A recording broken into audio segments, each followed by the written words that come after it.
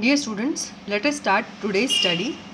We are studying chemistry, and today we will study about atomic number and atomic mass number. We will also see electronic configuration. What is atomic number and what is atomic mass or mass number? So the number of protons present in an atom is atomic number. You all know that protons are present at the nucleus, at the core of the atom. So the number of protons is equal to atomic number, and it is denoted by Z, the number of protons. And generally the number of protons is equal to the number of electrons. Okay, so atomic number is the number of protons or the number of electrons of an atom. Now what is atomic mass or mass number? It is also said as mass number. It is the mass of protons and neutrons. That is, it is the mass of the nucleus, because in nucleus lies neutron and proton. And you know that electrons have negligible mass. So atomic mass is the mass of an atom, and which is nothing but number of neutron plus number of proton. And it is denoted by letter A. So here mass number is equal to number of proton and number of neutrons which are present in the nucleus. So how will we represent atomic mass and atomic number? Element is represented as X and subscript is A, and superscript is A and subscript is Z. That is, Z is the atomic number and A is the mass number of element X. For example, if carbon has 6 protons, and this is carbon, and carbon have 6 protons, here 6 protons and 6 neutrons also. So the atomic number would be 6 because the number of protons, and mass number would be 6 plus 6, 12, which is this. So it is represented as 12C6.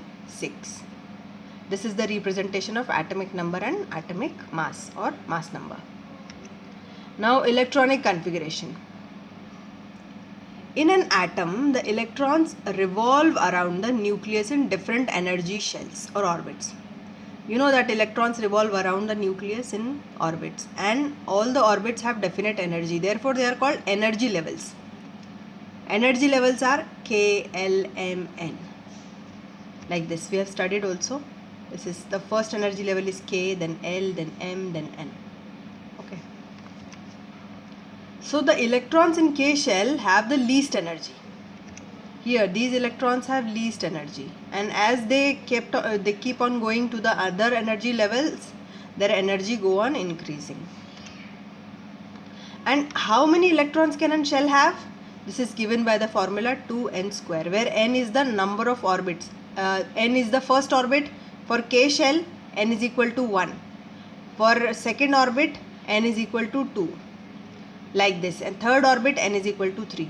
So we will calculate through this formula 2n square.